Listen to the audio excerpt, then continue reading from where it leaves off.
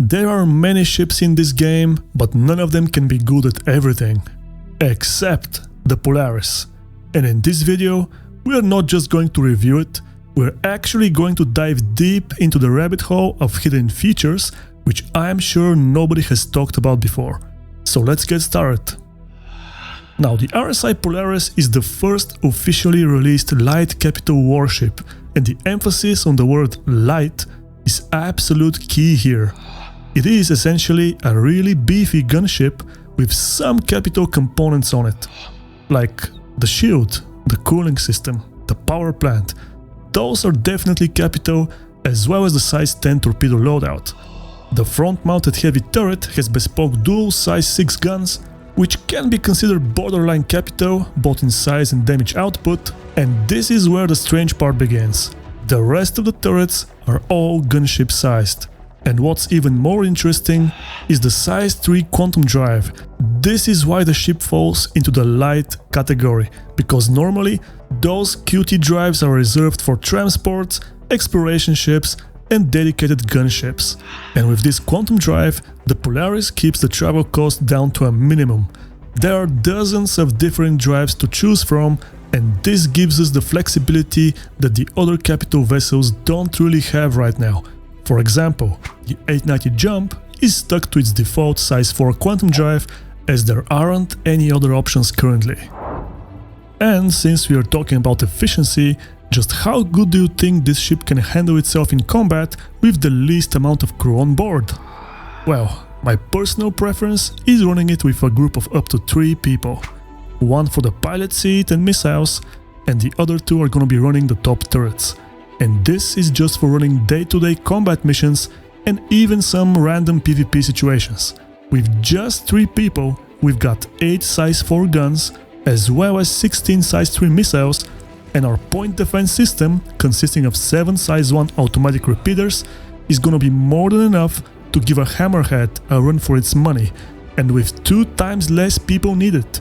If we add 1 more crew member to our ship for the front turret, then the Hammerhead wouldn't stand a chance, even with a full-sized crew of 7. This is absolutely insane efficiency, guys. But what about cargo capacity? Can the Polaris be used for hauling and trading?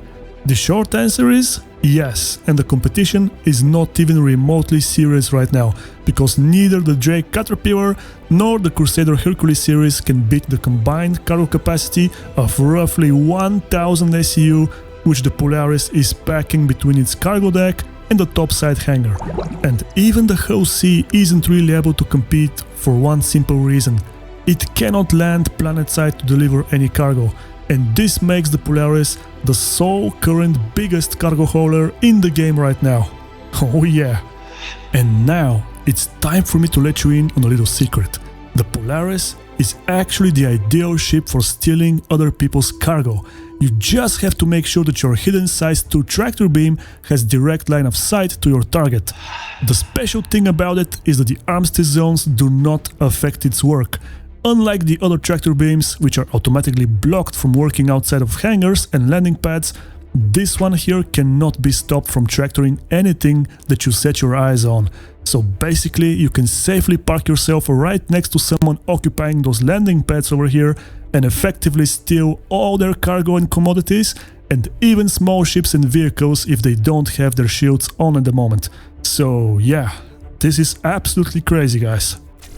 But there is something even better than that, if you can believe it, and only a few people have discovered it so far, and it's got to do with the size 10 torpedoes. They have the ability to track targets that are beyond the line of sight of your command bridge.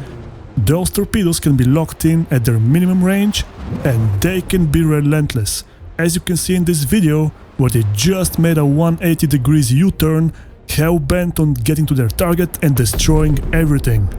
And essentially what this allows us to do is to keep our enemy occupied, even when they're positioned behind us.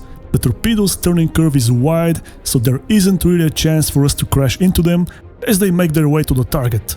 In this sense, you can actually use the jousting strategy when you fly in your Polaris and launch the torpedoes at the last possible second, guys.